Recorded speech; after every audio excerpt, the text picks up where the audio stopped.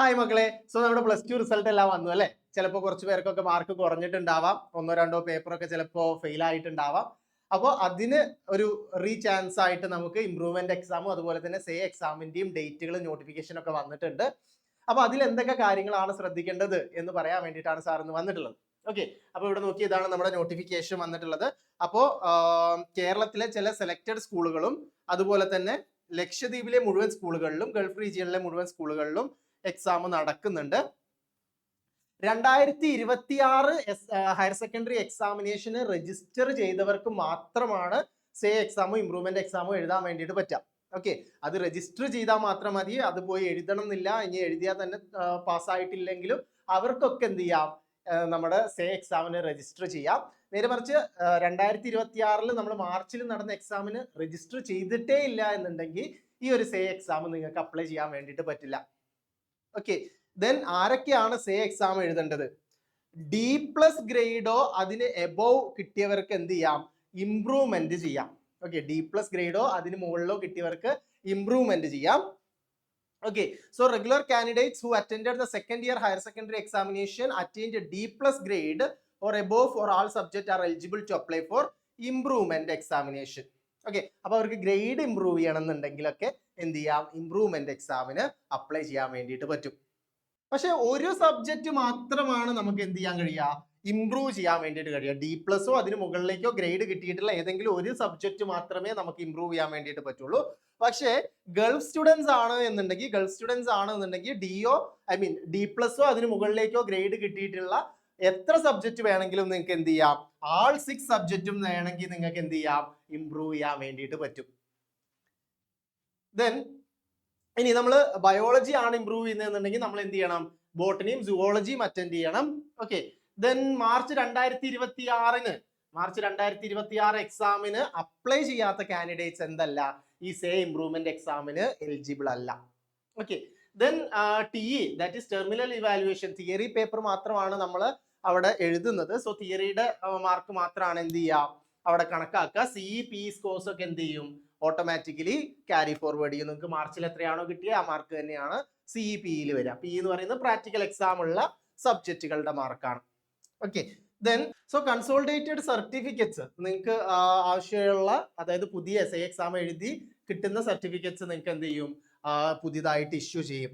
Okay, ഇനി നിങ്ങൾ എങ്ങനെയാണ് ഇത് അപ്ലൈ ചെയ്യേണ്ടത് എന്നുള്ളതാണ്. അപ്പൊ നിങ്ങൾ ഡീറ്റെയിൽസ് ആയിട്ട് നിങ്ങൾ പഠിച്ച സ്കൂളിലെ പ്രിൻസിപ്പൽ മുഖേനയാണ് നിങ്ങൾ എന്ത് ചെയ്യേണ്ടത്, അപ്ലൈ ചെയ്യേണ്ടത്. പ്രിൻസിപ്പൾ ആയിരിക്കും നിങ്ങളുടെ എന്ത് ചെയ്യുക, ഓൺലൈൻ പോർട്ടലിൽ നിങ്ങളുടെ അപ്ലിക്കേഷൻ സമർപ്പിക്കുക. അപ്പൊ നിങ്ങൾ പഠിച്ച സ്കൂളിലെ പ്രിൻസിപ്പളിന്റെ മുഖേനയാണ് നിങ്ങൾ അപ്ലിക്കേഷൻ സമർപ്പിക്കേണ്ടത്. ഓക്കെ, ദെൻ ഇതാണ് പ്രധാനപ്പെട്ട ദിവസങ്ങൾ. ഇവിടെ നോക്കിയേ, അവസാന ഡേറ്റ്, അതായത് നമ്മുടെ ലേറ്റ് ഫീ ഒന്നും ഇല്ലാതെ തന്നെ നമുക്ക് സബ്മിറ്റ് ചെയ്യാൻ, നമ്മുടെ പാരന്റ് സ്കൂളിൽ പോയി സബ്മിറ്റ് ചെയ്യേണ്ട അവസാന ഡേറ്റ് എന്ന് പറയുന്നത് ജൂൺ 1.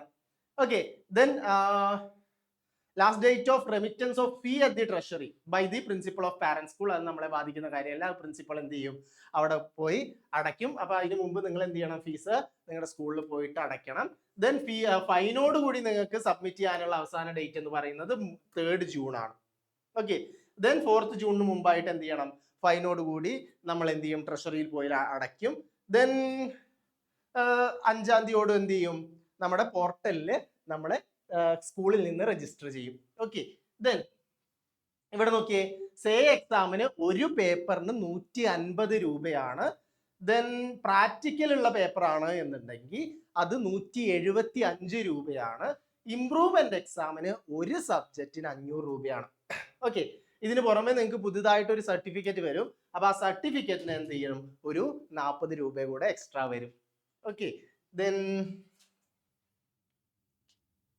ഇനി ഗൾഫിൽ പഠിക്കുന്നവർക്ക് വേണമെന്നുണ്ടെങ്കിൽ എന്ത് ചെയ്യാം, കേരളത്തിലും വന്നിട്ട് എക്സാം എഴുതാം. അങ്ങനെ എക്സാം എഴുതുന്നവരുണ്ട് എന്നുണ്ടെങ്കിൽ, അതായത് ഗൾഫിലെ സ്കൂളിൽ പഠിച്ച് കേരളത്തിൽ എക്സാം എഴുതാൻ വരുന്നവരാണ് എന്നുണ്ടെങ്കിൽ അവരെന്ത് ചെയ്യണം, ഒരു ഐഡന്റിഫിക്കേഷൻ സർട്ടിഫിക്കറ്റ് ഉണ്ടാക്കണം.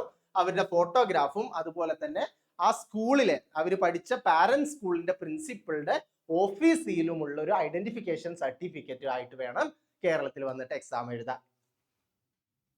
ഇനി ലക്ഷദ്വീപിലെ സ്കൂളുകളിലെ കുട്ടികളാണെന്നുണ്ടെങ്കിൽ അവർ എവിടെയാണോ എക്സാം എഴുതിയിട്ടുണ്ടായിരുന്നത് ആ സെന്ററിൽ തന്നെ നിങ്ങൾക്ക് എന്ത് ചെയ്യാം, എക്സാം എഴുതാൻ വേണ്ടിയിട്ട് പറ്റും. ഓക്കെ. ദെൻ പ്രാക്ടിക്കൽ എക്സാം നടത്താൻ തീരുമാനിച്ചിരിക്കുന്നത് 11/6/2026 12/6/2026 ചില സെലക്ടഡ് സെന്ററുകളിൽ മാത്രമാണ് പ്രാക്ടിക്കൽ എക്സാമിന്റെ എക്സാം ഉണ്ടായിരിക്കുക. That is 1 in each district. ഓരോ ജില്ലകളിലും ഓരോ സ്കൂളിൽ മാത്രമായിരിക്കും എന്തുണ്ടാവുക, ഈ പ്രാക്ടിക്കലിന്റെ എക്സാം നടക്കുന്നുണ്ടാവുക. ഓക്കെ, അപ്പൊ ഇത്രയാണ് ഈ നോട്ടിഫിക്കേഷനിൽ പറയുന്നത്. ദെൻ ഇവിടെ നോക്കിയേ, നമ്മുടെ ടൈം ടേബിൾ ഇവിടെ വന്നിട്ടുണ്ട്. യെസ്, ഇതാണ് നമ്മുടെ ടൈം ടേബിൾ.